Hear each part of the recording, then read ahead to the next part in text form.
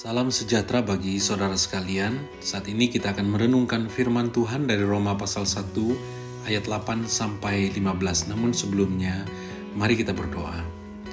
Bapa di surga, kami bersyukur ya Tuhan untuk kesempatan belajar firman hari ini. Tuhan tolong kami, Roh Kudus kiranya menerangi hati pikiran kami, agar kami mampu mengerti firman Tuhan, terlebih lagi berkomitmen melakukannya dalam hidup kami setiap hari. Terima kasih, kami serahkan waktu ini dalam nama Tuhan Yesus. Amin. Saudara, dari Roma pasal 1 ayat 8 sampai 15 ini, saya akan membaca hanya ayat 10 saja, demikian firman Tuhan. Aku berdoa semoga dengan kehendak Allah, aku akhirnya beroleh kesempatan untuk mengunjungi kamu. Demikian firman Tuhan yang disampaikan oleh Rasul Paulus kepada jemaat di Roma. Dalam beberapa perjalanan pelayanan Rasul Paulus, dia juga menjadikan Roma sebagai tujuan perjalanan penginjilannya. Misalnya dalam Kisah Para Rasul pasal 19 ayat 21 kita bisa melihat Paulus bermaksud pergi ke Yerusalem melalui Makedonia dan Akaya. Sesudah berkunjung ke situ, Rasul Paulus berkata, "Aku harus melihat Roma juga." Demikian kata Rasul Paulus. Namun kerinduan Paulus untuk mengunjungi Roma selalu terhalang.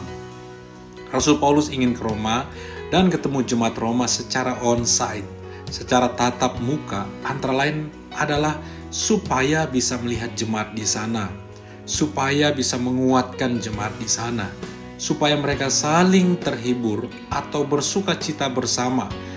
Bersukacita karena iman, bukan karena makan bersama atau hal-hal lainnya. Tepatnya Paulus berkata, terhibur oleh iman kita bersama. Rasul Paulus ingin melihat buah jemaat Roma. Saudara, dari semua alasan mengapa Rasul Paulus ingin ke Roma, dia berkata di ayat 15, "Aku ingin untuk memberitakan Injil kepada kamu juga yang diam di Roma." Dari nas yang kita pelajari ini, dapat disimpulkan ada dua hal penting yang Paulus bicarakan, yaitu tentang iman dan penginjilan. Ucapan syukur Paulus adalah karena iman jemaat yang tersiar ke seluruh dunia. Bahkan salam pembukaan kitab ini, Paulus menjelaskan bahwa dia merupakan rasul yang dikuduskan untuk memberitakan Injil. Dan ayat selanjutnya kita bisa melihat di sana dia menguraikan tentang kabar baik atau Injil itu. Saudara, hari ini apa yang menjadi ucapan syukur kita? Adakah saudara bersyukur karena melihat iman keluargamu? Adakah engkau bersyukur karena melihat iman sesama jemaat? Dan hari ini, adakah kabar baik menjadi fokus utama kita? Adakah Injil menjadi hal terpenting dalam hidupmu? Jika belum, saudara, saya mengajak saudara untuk berkomitmenlah sekarang untuk saling menguatkan dalam iman, dimulai dari keluarga, kemudian sesama jemaat. Ceritakanlah Yesus kepada keluarga, kepada rekan kerjamu, kepada rekan bisnismu, kepada teman sekolahmu, teman kuliahmu, dan bahkan di akun media sosialmu, hingga banyak orang mendengar kabar baik dan selamatkan. Saudara, mari terus bersemangat untuk menyampaikan Injil, menceritakan Yesus kepada sebanyak mungkin orang. Sekali lagi, supaya semakin banyak orang diselamatkan. Puji Tuhan, mari kita berdoa. Ya Tuhan, terima kasih untuk firman-Mu hari ini. Tolonglah kami ya Tuhan untuk bersukacita bersama dan terhibur oleh iman kami bersama dalam Tuhan Yesus.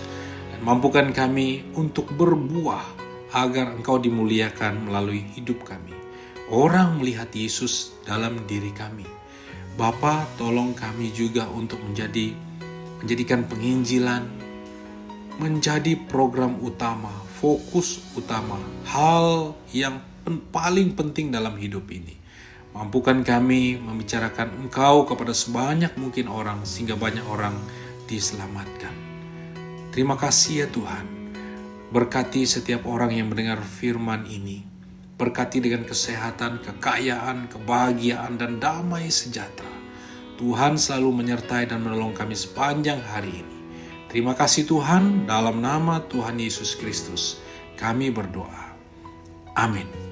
Tuhan Yesus memberkati saudara.